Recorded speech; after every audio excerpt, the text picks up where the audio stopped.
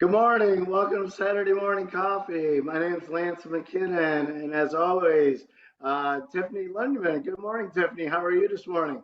Hey Lance, I'm doing great. How are you doing? I'm doing great for Where are you this. at? This, huh? That I doesn't look know. like your house.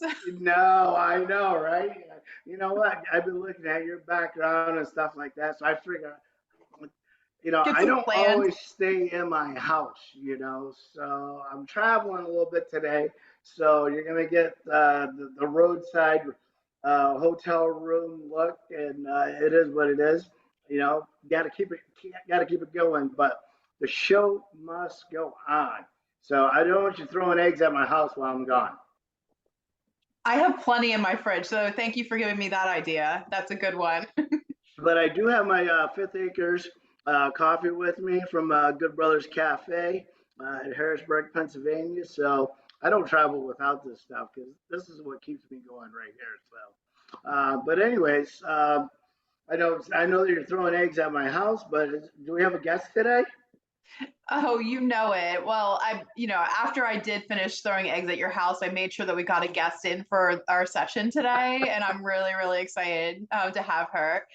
So today we have Taylor Marie. Her handle is Taylor by Marie if you're looking for her online.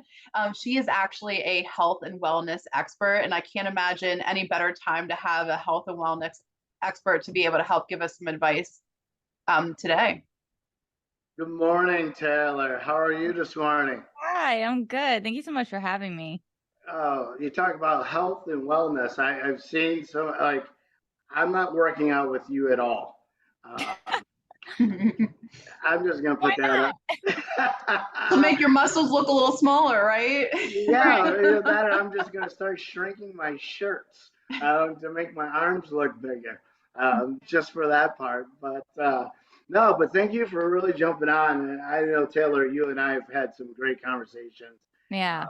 previous to the show, and I'm really excited to share your story with all of our followers and listeners Hmm. Hmm. throughout the world and throughout the United States. And I know that you have a truly amazing story.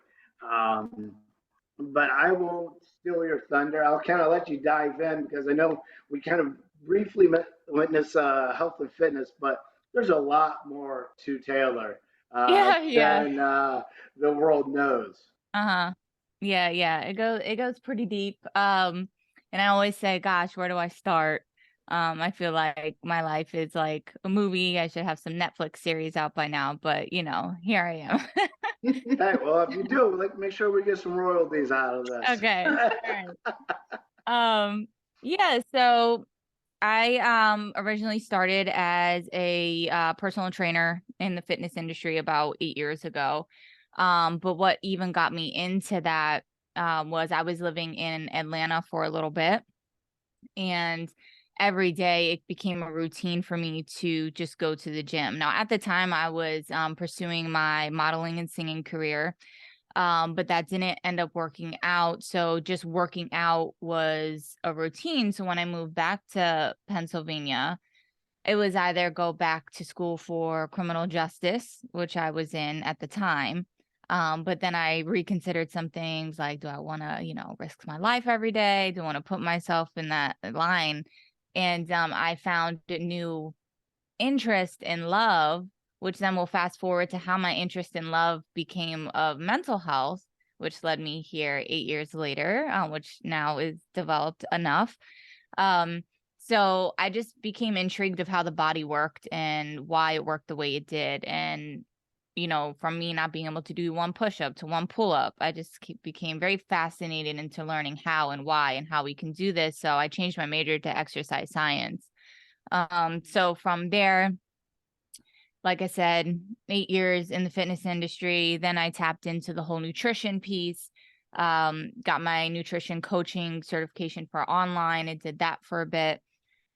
But throughout that, even though, I portrayed this physically healthy person, I wasn't internally healthy.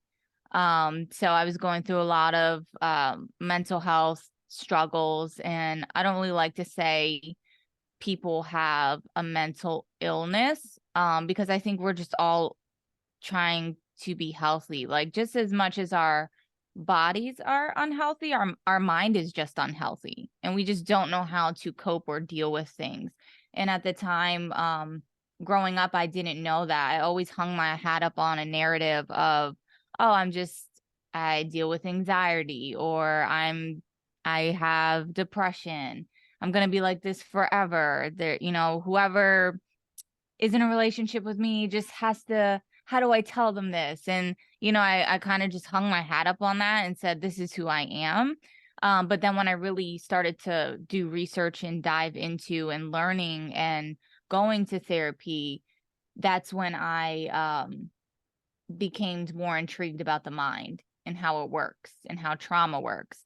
But I didn't really become very intrigued of that and started kind of switching areas and careers for probably a year. So I've been like really reading books and diving super deep into therapy for the past year and working on self-development, because I know self-development within itself is a whole industry. And it's an industry that people don't even know about. And not many people are self-aware. And it's a scary thing.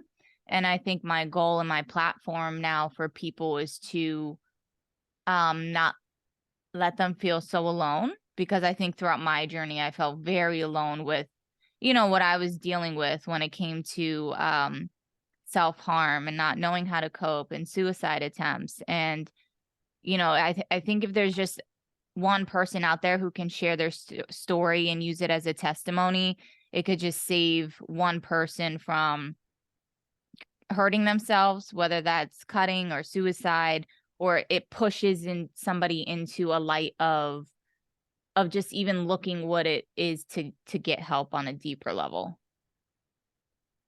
That's a lot. Definitely. Yeah, that is a lot. And I commend you on, coming out publicly and saying, hey, I have struggled with these things.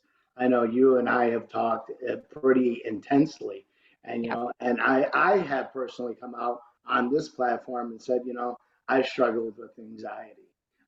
I struggled with depression. And we need to have more conversations around this.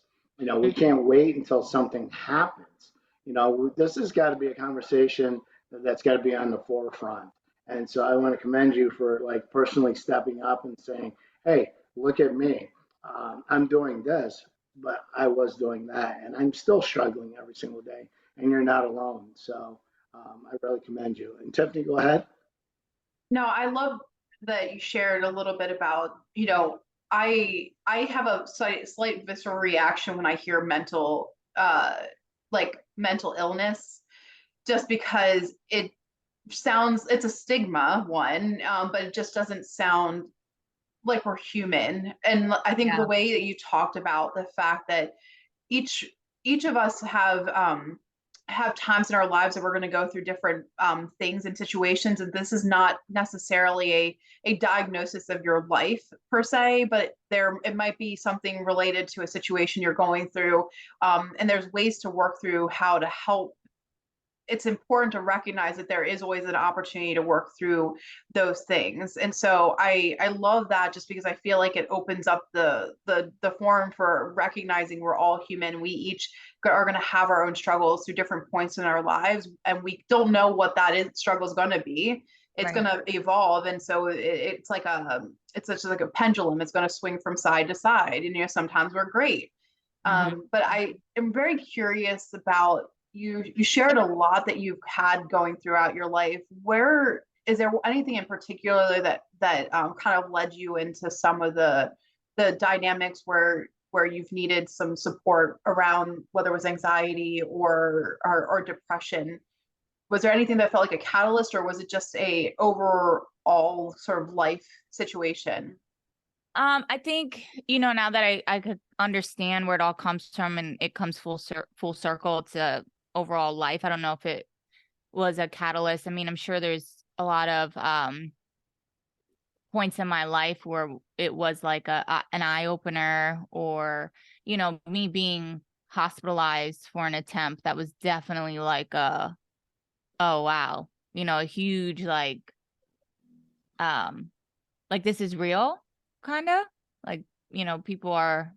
But when I I will say, when I was in there, I didn't truly feel like I belonged there. I'm just like, this isn't me. I'm just like, I need help. And it was more so help just dealing with my emotions. And I think it really truly comes down to the trauma or whatever may have happened to us as kids. And I think we look past that whole era. And to kind of answer your question, where it started and I knew something was wrong was when I was about 13 years old. And it was always dealing with relationships. So if there was something, if I was liked a guy or talking to a guy and they were unavailable for me or they canceled on me, I couldn't get out of my head, or these cry spells that I was having. And, fast forward 20 years later, it just all really roots to abandonment issues. And I think a lot of us deal with that, and we just need to be willing to pull back the layers to what happened to you. What happened to you, why you deal with this the way you deal with this? What happened to you as to why you feel maybe you need to hurt people to put up a defense mechanism so you don't get hurt? So just really being able to dive deeper into that was kind of like my pinpoint of, okay, you have some trauma, girl. You have some abandonment issues that you need to fester through. We need to hold this mirror up and just deal with it, because I got to a point in my life where it's so defeating and so draining, where you're just like, I don't want to be like this anymore. And I'm sure I'm not the only person who says this, where you're just like, I just want to be normal, because society and Instagram and social media, everybody portrays up this whole perfectionism of, I got it all together and I'm normal. Or when you see or hear people, say get disrespected or devalued by somebody, how they're just so easily able to let it go. And I was never able to do that because I just had so many overwhelming emotions. So for me not to be able to do that, I always felt not normal. And it was very hard for me. So yeah, that's a little bit of that story of how Yeah, that's a great story, and too, and and like I said, I'm going to go back to where you said we all have that pinpoint, and I'd be amiss to say I don't want to recognize the families and the people who lost that battle. I do want to recognize them Yeah. because um, sometimes there are some losses. Not everybody is strong enough to be able to pull the gauges up. Mm, And, so I do want to recognize the families. Our hearts goes out to anybody's family, any relatives, neighbors, friends.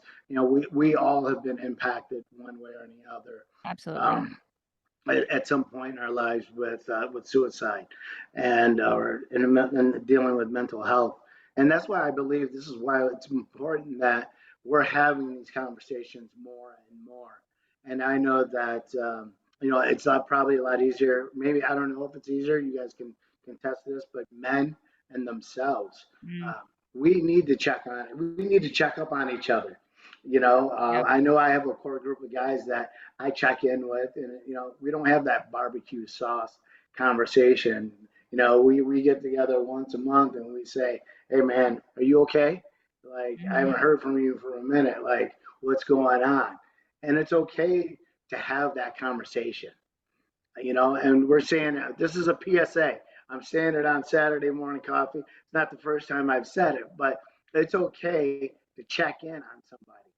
Yeah. And we need to do that because if we don't check in on somebody, then you know what? And that 11th hour comes and we get that phone call, you're going to be like, I would really wish I should have checked in on somebody. But I honestly, going back though, is like, I know that we're all carrying invisible backpacks, um, and if you say that you're not, then like I think you said something about girl, you pick up the mirror. Like man, pick up the mirror because you are carrying an invisible backpack some way or another. And I think as the world is moving so fast with social media, and I can't keep up with it. I'm still trying to figure out autocorrect and things of that nature.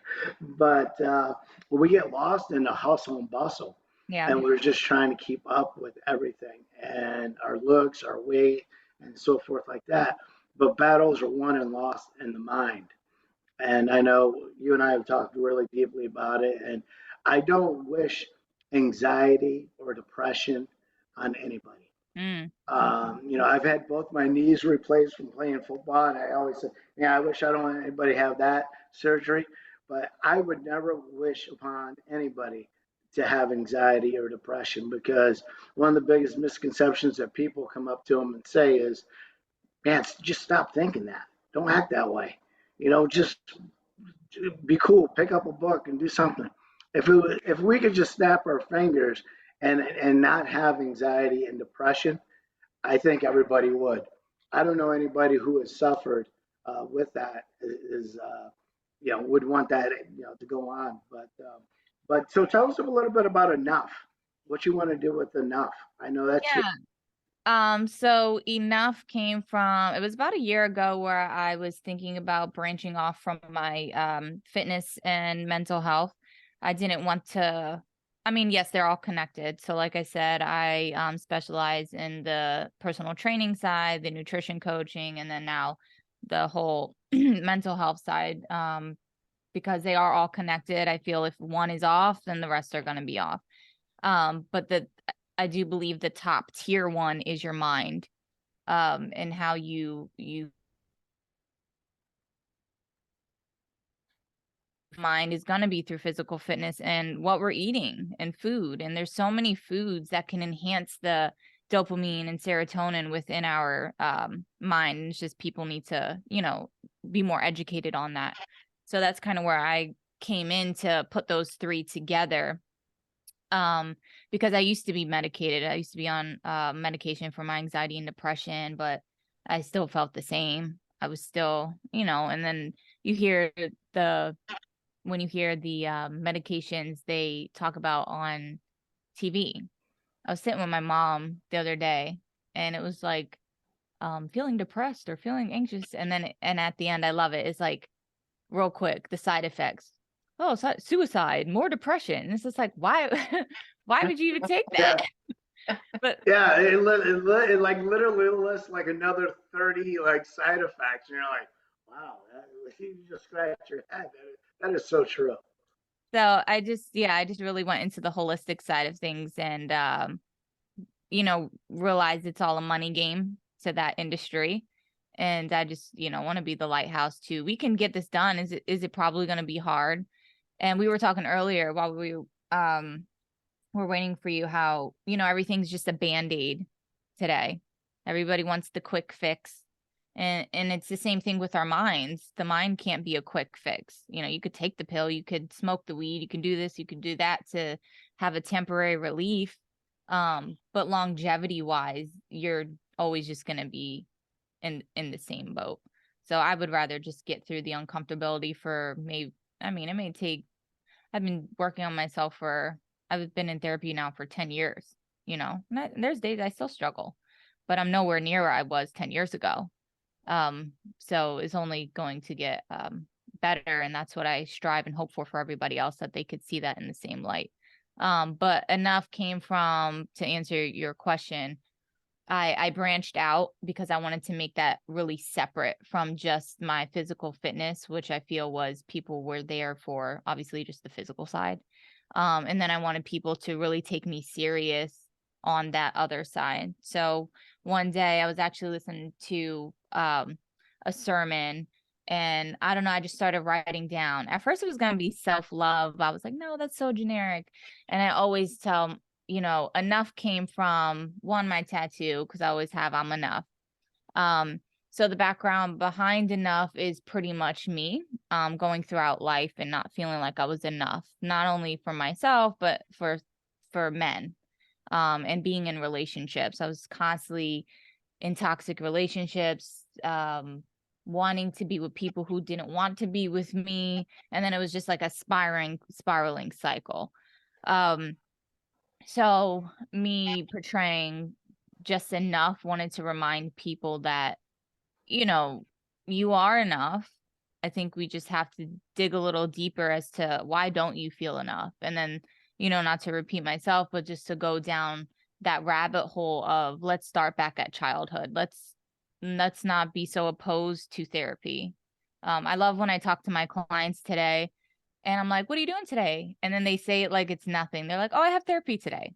Like it's the norm. And that's my mission and that's my goal to talk like that is the norm. Like I have a doctor's appointment today. Oh, I see my therapist today. So that's kind of where enough came from. And then yeah, so the website enough daily and then the Instagram page is enough daily as well. Kind of where I'm going to be putting my snippets of podcasts and all the goodies of mental health. Yeah, and then that's absolutely fabulous too, because we do, and one thing that I always say is we have to love ourselves through the process, because we spend so many years departmentalizing things throughout our lives and just putting them in different shelves. And you have to say, enough is enough. Yeah. Enough is enough. I'm not going to departmentalize it anymore. I mean, I want to get better. I want to be better. I can't live like this anymore, and I know, for me as a man sitting here, I can personally say I personally said to God, I said, either you heal me or you take me. Um, but enough. It's got to be one or the other. Mm. And I'm okay with saying that. And I think we need to have those conversations, we need to have not Hollywood. I'm not going to dismiss Hollywood or anything else like that, because every one life is too many lives. But we need to have everyday regular people who are walking the streets or doing normal things having these conversations. And it all starts with people like you, Taylor. And again, I cannot commend you enough on that. Thank you. I really appreciate that. And I also see you going into schools and talking to the younger generation, because Mhm. I'm the OG here in this group. I can tell by looking at this picture. I am the thorn out of this picture. But I know my generation, it was taboo to say, "Hey, I'm going through this. I'm going through that." You Yeah. know, and I think we really have to really bring this to the forefront. Mhm. And when something bad happens, the world cries for a moment, but then it starts back up again. But why can't we just keep the momentum going with the Mhm. conversations? And because like I said, one life, there's too many lives. And we've had some great guests on here, um, that talked about their own children, that lost the battle, and so forth like that. So I really do commend you. Yeah, thank you. Yeah, I'll never forget the day I think I was like might have been like 16, 17, I don't know. But I was so scared and I went to my mom and I just remember starting to cry and I was just like I looked at her and I was just like I'm not okay. Like what can we do? I'm not okay. And I knew in my heart that I did need help and it was very hard for me to go to her and I do know and when you brought up the school thing, I think that's why that age group is kind of near and dear to my heart because that's where it started for me. Those teenage years, you have a lot of pressure on you to want to be somebody in school, be popular.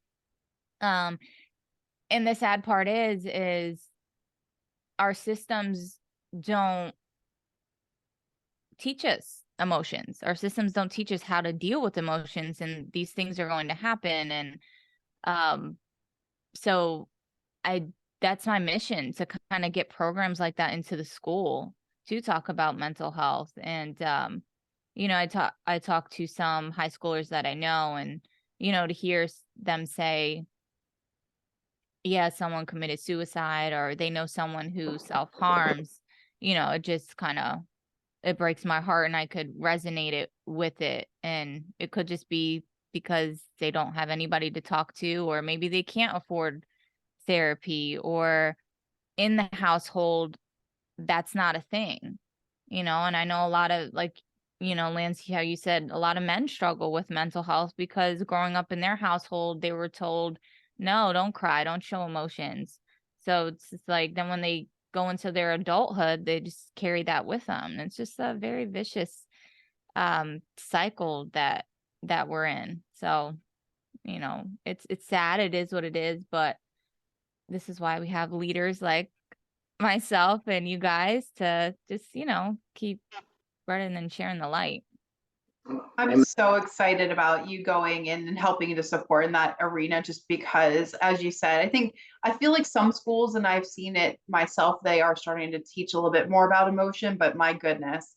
So I think there's a lot of opportunity there. Yeah. I know we talked about earlier, it really, the Band-Aids are only going to work so long, and to have to continue to add these Band-Aids. And as I feel like we were talking earlier, there's a lot of side effects that come with the pill medication Band-Aids that we're putting on. And then you need more medications to treat the side effects of the medications that you're taking. So it's this like major vicious cycle. And then you have I'm going to stop there with that. But the fact is, if you can work really hard at the core, as you're so passionate about, Taylor, the impact and the overall health and wellness you're going to get physically and emotionally and mentally is going to be longer lasting, and hope, maybe a lifetime. Yeah. And ultimately too, you're going to be feeling much better off long term. I know for myself, and I feel awkward even sharing this on this podcast, but if you've had a bad day, you think you're going to go pour yourself a drink, like I have for myself, thinking, hey, I deserve this, and like I'm going to have a drink. I believe I'm going to feel better. And I have that drink, let's say it's a Tuesday. I had a really bad Tuesday, for example. I did not have a bad Tuesday yesterday, just to say that. But if I had a bad Tuesday, had the drink, okay, sure, maybe I'm a little bit more relaxed. But then the next day, I have another bad day, I have another drink. The cycle is, it's not helping me permanently, and I continue to have these issues. Now I'm getting all the additional, not so good things for you from drinking the alcohol, the calories, and all the other stuff that comes along with it, physically. So it's this thing, unless I want to be drinking all the time, it's really still not going to fix my problem. I'm going to feel worse in the long run. So that is why what you're doing is so incredibly important. Another thing I thought was interesting is when we were talking before we started recording, it's funny how I was like, oh my gosh, I love your setup. I love the microphone. I love the lights. I love this. I love this about you. I look at your teeth. Your teeth are so white. We naturally do. Thank you so much. I missed all that. You did. Wow. I need to rewind.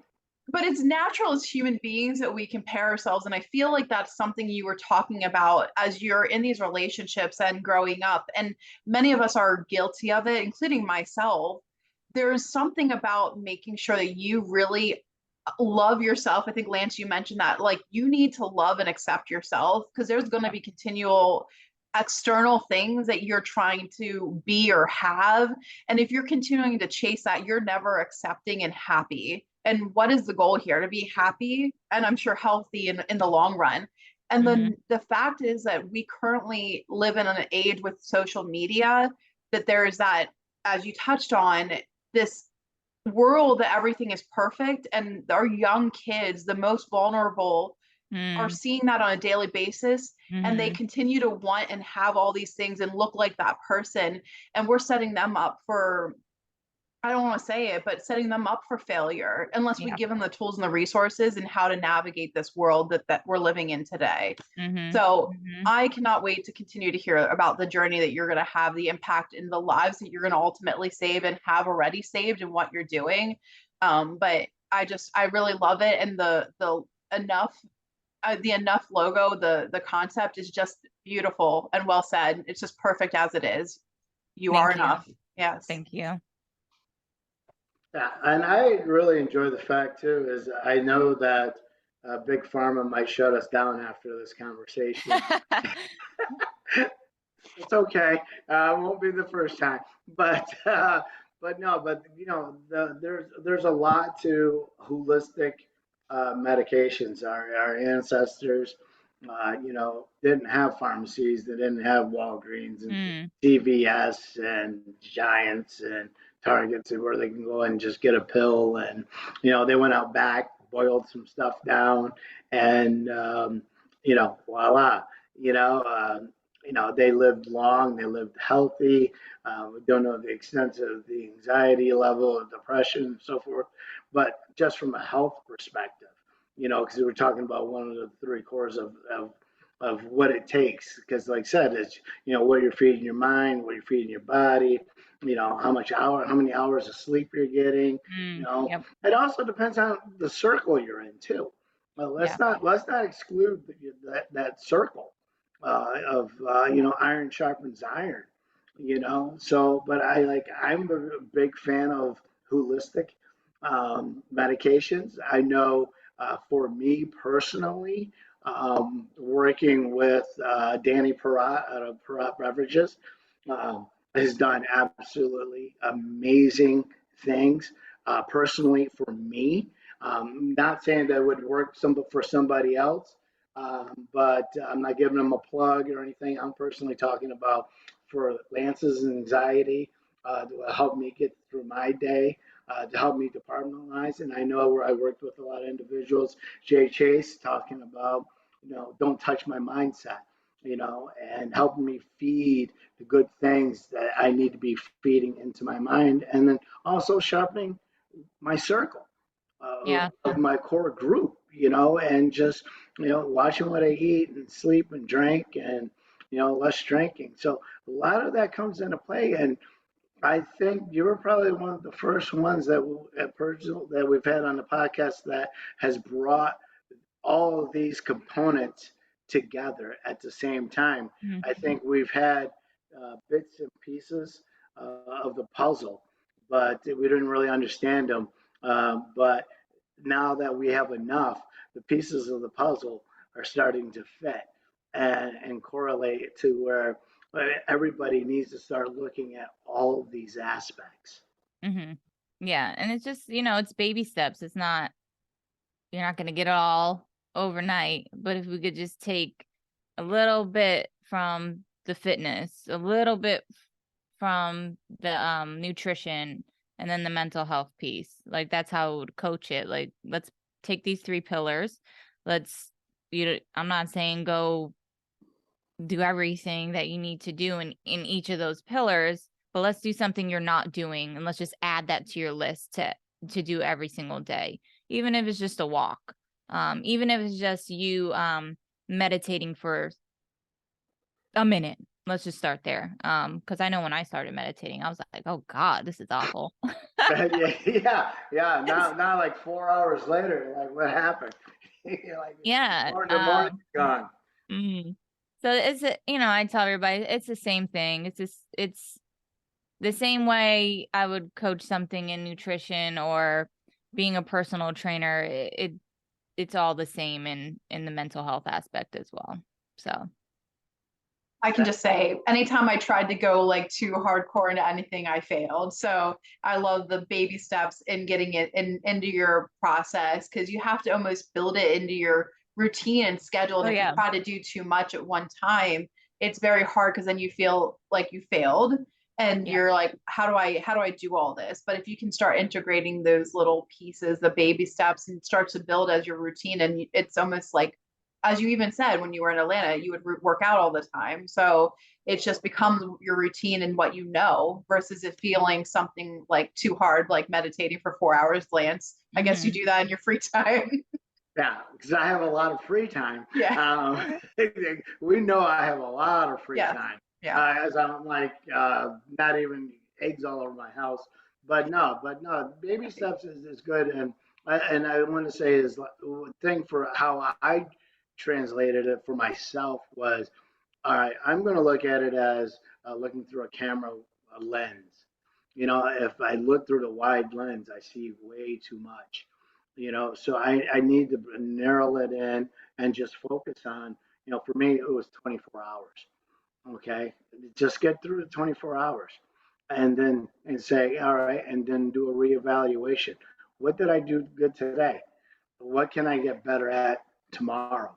At the end of the day. And then just, I know we were talking about baby steps, but I'm saying just maybe a different terminology for our listeners out there is one day at a time. Take 1 minute at a time. You know, there's many resources out there for people to contact. 988 is a number if you're feeling stressed and you don't feel like you can make it. So it's a really a tough battle. And again, we cannot have this conversation too many times.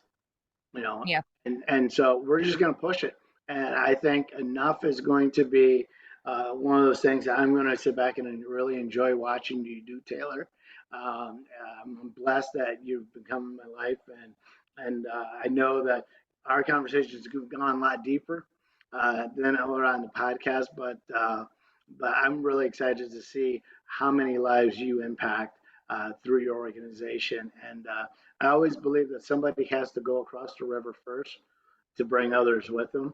And Mm, sometimes it's painful to be in that one, yeah. but the joy that we get with bringing others is far greater. And then God has his hands on that. Hmm. Yeah. My friends will tell me you were the chosen one. And I'm just like, I don't want to be the chosen one. It's painful. Yeah. It's painful, but I But know. very rewarding. But it is rewarding, and I know it's Saturday, and I am traveling, and I have to get to another meeting.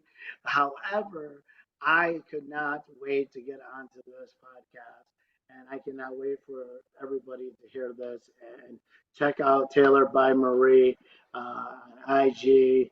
I'm going to say Instagram because that's IG again. See, I'm so bad with social media. Tiffany, she'll run down the Proud whole. of you, Lance.